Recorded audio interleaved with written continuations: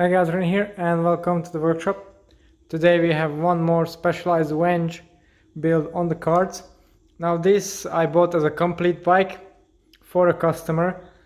He wanted the version with the Force Axis group set, but unfortunately that wasn't in stock. So I went back to the older model, so 2019 model, and ordered the one with the the Ultegra Di2 group set, for which I already had a customer who needed this kind of group set, so it was convenient, and yeah, it just clicked very well together. And now I have the bike here. It's built, well, pretty much ready. Not much to do actually, but unfortunately I have to strip the group set off, so it will be like a complete build again. So it will take some time, but in the end we're going to have basically a Force Axis fully upgraded bike. So here I have the group set. Yeah, the small parts that come with the bike, seat post with the power saddle, and then I have the handlebar with the Ultegra levers, which I'm going to remove. We have a Force 1033 cassette, and yeah, that's pretty much it. I just need to bring the crank. Also need to change the bottom bracket, of course, to accept the dub spindle of the new crank, and it will be good to go. So without further ado, let's get to work.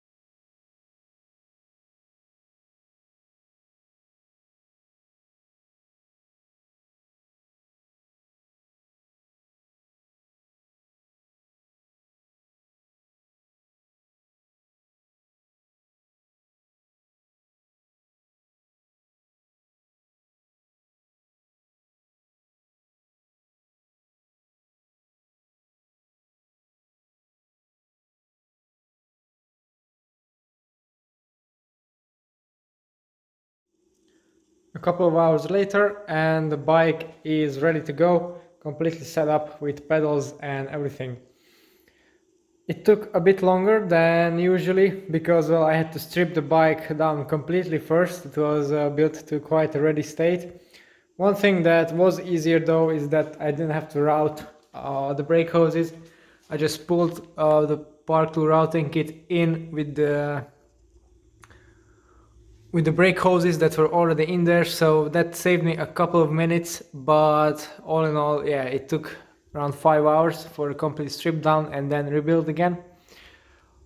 I've built quite a lot of Venges recently.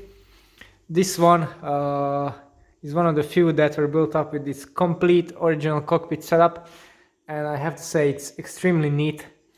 Particularly, I didn't have to mess around with cutting because this was a ready-made bike. So yeah, the flush top cap goes on. Obviously, if you want to go lower, you have the option with the cutout top cap where you can put spacers on top of the stem. I didn't install the computer mount yet, or at least the inserts, because I don't know what the user's computer will be, or it is, for that matter.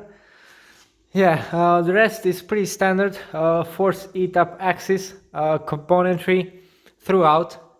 I had to use adapters for the rotors because they were not center lock, but they work very well. And this matte gray and black aesthetic, I think, is perfectly matching with the paint job of this bike. It has this beautiful flip color logos. Well, all of those are made in this color, and they're all matte, so it's a very, very interesting look. Quite subdued, but very nice aesthetic overall, and it's a very, very stealthy looking bike. One thing I would add, of course, is a power meter, which can be easily done with this crankset. The pedals are Lucchio blades with carbon axles or spindles, so quite a high-end option there. Saddle, most stock specialized bikes come with power saddles, and for good reason. Many people really like them. This is the Pro version, I think, with the hollow titanium rails, so quite good. What you don't get with the complete bike, I was surprised by the fact, is that you don't get the carbon ears also for the seat post. If you buy a frame set, you get both. So this is size 56, coming in at 7.7 kilos, so pretty normal weight for a bike like this. And it comes with longer seat post. As you can see, I've only put it in until the minimum insertion because, yeah, I don't know the saddle height yet, so I didn't want to scratch it unnecessarily. But we'll set that up when the owner comes to pick it up.